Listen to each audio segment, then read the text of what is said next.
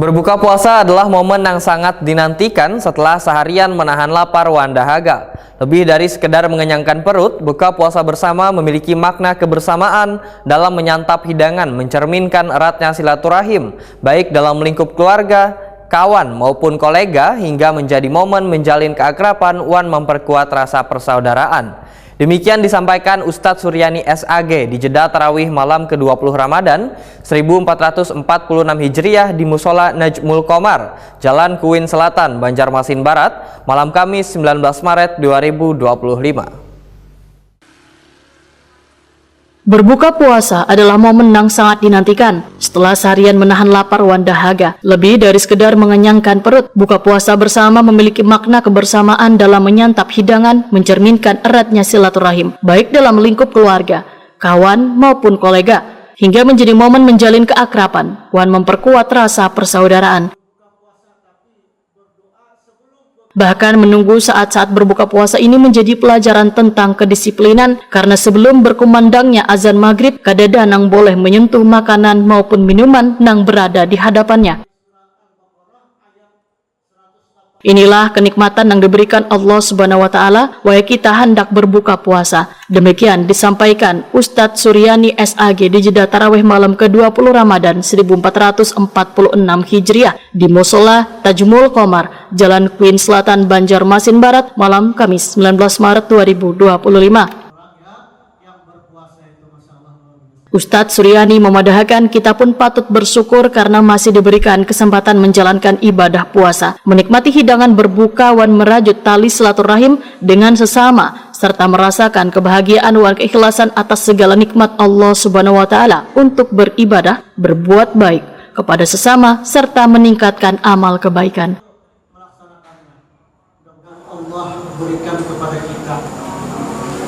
Yang pertama, nikmat ketika kita berbuka setelah kita seharian penuh dari terbit fajar sampai menjelang maghrib, sampai maghrib kita berbuka bersama-sama, dan itu tidak ada yang bisa mendahului. Disitulah pelajaran kita tentang kedisiplinan.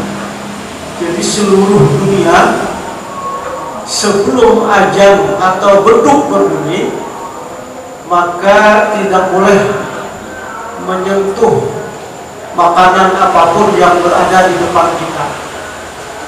Apakah itu yang kita sukai, lebih-lebih yang tidak kita sukai. Jadi kita harus menunggu. Nah, oleh karena itu Allah Subhanahu wa Ta'ala memberikan kenikmatan kepada kita pada saat kita berbuka itu.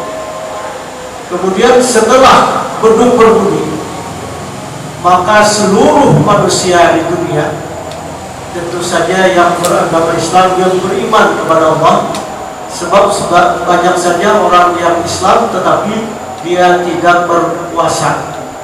Jadi orang yang berpuasa itu hanya orang-orang yang beriman, yang ditunjuk oleh Allah Subhanahu wa Ta'ala.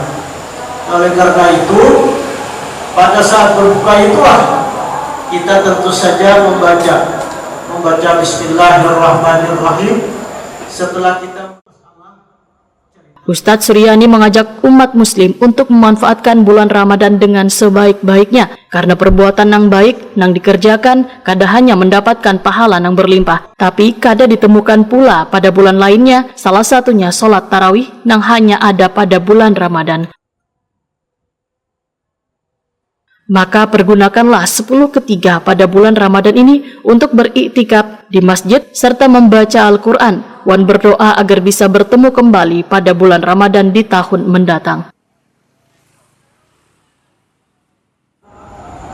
Itu jadi jangan main puasanya, makanya menahan pandir, menahan berjalan, menahan kantuk ketika kita membaca Al-Quran.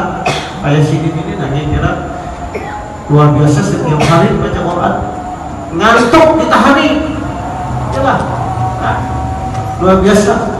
Jadi orang yang ngantuk, orang yang hendak sholat tarawih, yang pilek-pilek di bawahnya demi untuk melaksanakan sholat tarawih, karena sholat tarawih ini kesempatan hanya 1 bulan.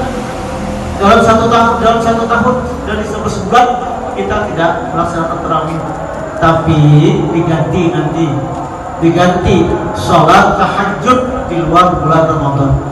Sama, bentuknya sama, rakaatnya sama, witirnya sama, cuman waktunya dilaksanakan sesudah tidur. Kalau ini sesudah sholat Isya, nah itu bedanya. Tapi sama sholatul lain sama, cuman kalau di luar bulan Ramadan diganti malamnya setelah kita tidur, walaupun sebentar sebelum